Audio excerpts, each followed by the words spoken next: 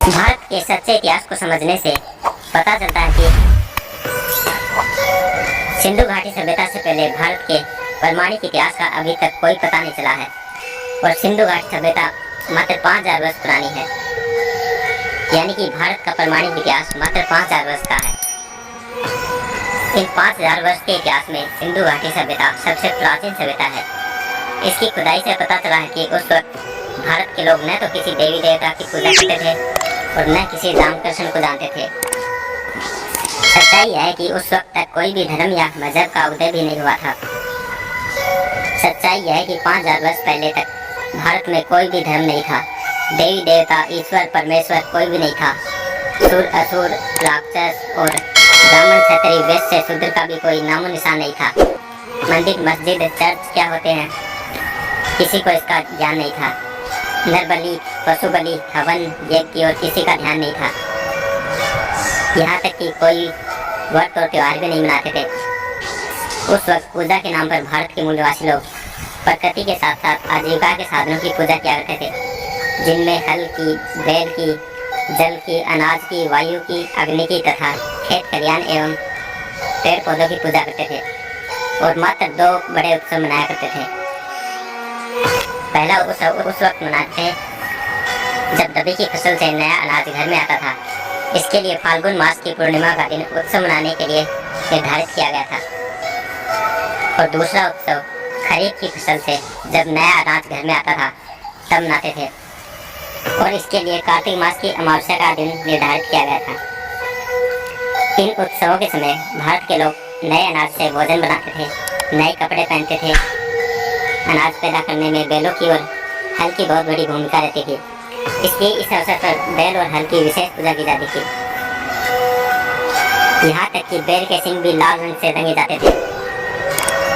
अब विचार करने वाली बात यह है कि जब भारत के मूल निवासी केवल प्रकृति के पुजारी हुआ करते थे तो फिर उनके जीवन में देवी देवता और ईश्वर परमेश्वर कब और कैसे आ गए।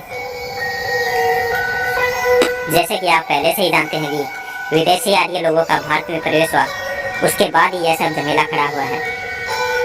कुछ वर्षों तक तो इन विदेशी आर्यों ने व्यापार करने का नाटक किया, लेकिन धीरे धीरे भारत के मूल निवासी राजाओं से युद्ध लड़कर उन्हें गुलाम बनाना शुरू कर दिया और यह सिलसिला सैकड़ों वर्षों तक लगातार चलता रहा। बाद में भारत के मूल निवासी राजाओं और विदेशी आर्यों के इसी युद्ध को देवताओं और राक्षसों की लड़ाई कहकर प्रचारित किया गया, बल्कि धर्म ग्रंथों में लिखा गया।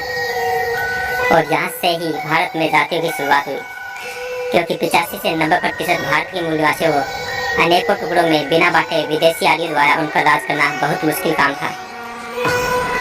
मूल निवासियों को 6743 जातियों में बांटने के बाद विदेशी आर्यों के सेनापति बने ईश्वर और ईश्वर के अवतार। यह सभी आर्य लोग 33 करोड़ देवी और देवता तथा भारत के मूल निवासी जो कि देश के राजा और रक्षक हुआ करते थे, उन्हें घोषित किया गया राक्षस, दैत्य, असुर, शूद्र, अतिशूद्र।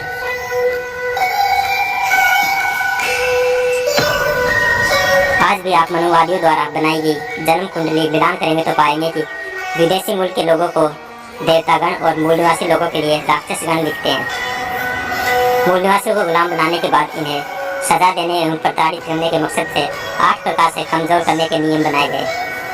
पहला, खेत खलिहान, जमीन, चल अचल संपत्ति से बेदखल कर दिया गया।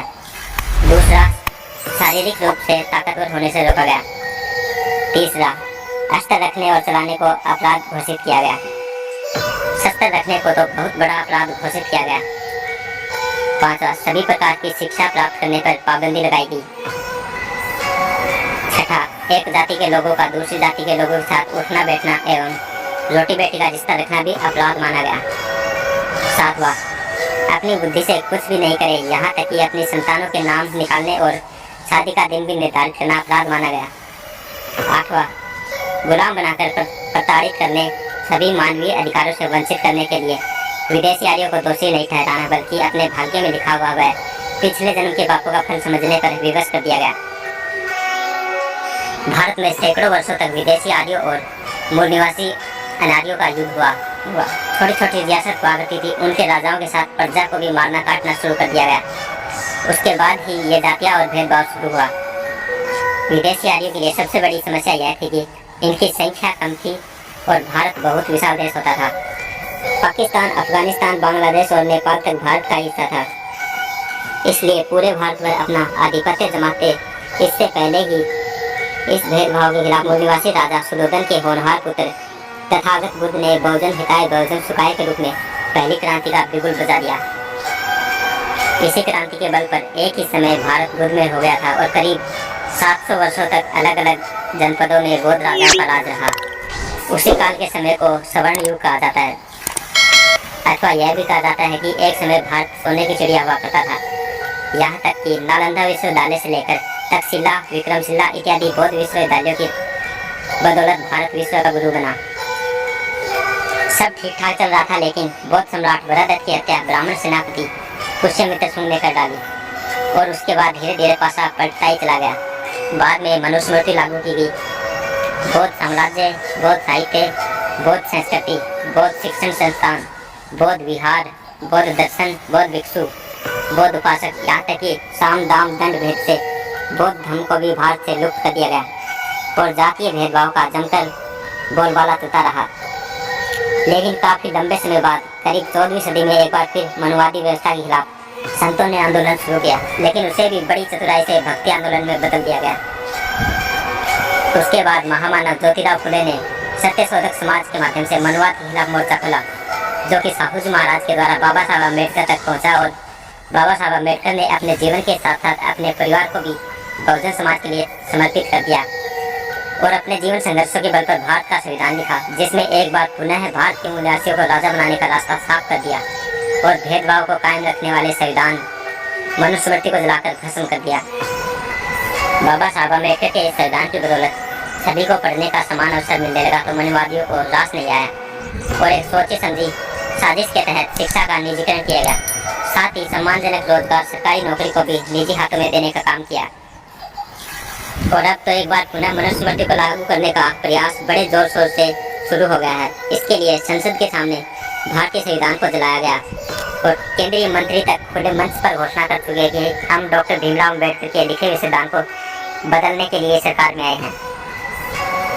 बाबा साहब अम्बेडकर ने 22 प्रतिज्ञाओं पर चलने का संकेत दिया था, लेकिन उनके अनुयायियों को 22 प्रतिज्ञाएं पता नहीं क्यों रास नहीं आ रही हैं और आज भी उन्हें विदेशी आर्यों के जाल से बाहर आने को तैयार नहीं है, बल्कि उन्हीं के त्यौहार मनाकर एक दूसरे को शुभकामनाएं देते दिखाई दे रहे हैं। विदेशी आर्य चाहते हैं कि शोषित समाज के लोग पढ़े नहीं और आगे नहीं बढ़े, अपने महापुरुषों की विचारधारा को नहीं समझें, सरकारी नौकरी न करें बल्कि बेरोजगार बने फिरे या कारखानों में बेमौत मरे, जमकर शराब पिए, जुआ खेले और भिखारी की बातें डोले, अपने बीवी बच्चों को पीटे, पड़ोसियों को अदालत में घसीटे, अपने खून पसीने से जो कुछ भी कमाए वे फिजूल खर्ची में जमकर उड़ाए। विदेशी आर्य चाहते हैं कि बहुजन समाज राजनीति से दूर रहे या टिकट पाने के लिए मजबूर रहे।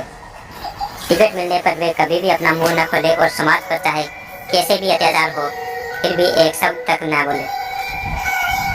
ये लोग अम्बेडकर अम्बेडकर तो बोलते रहे, लेकिन उनकी कई बातों को फैलाने वालों से नफरत करते रहे। शांत रहकर ये लोग अपने विकास की कोई योजना न बना लें, इसलिए इन्हें धरना प्रदर्शन और ज्ञापन में उलझाए रखें।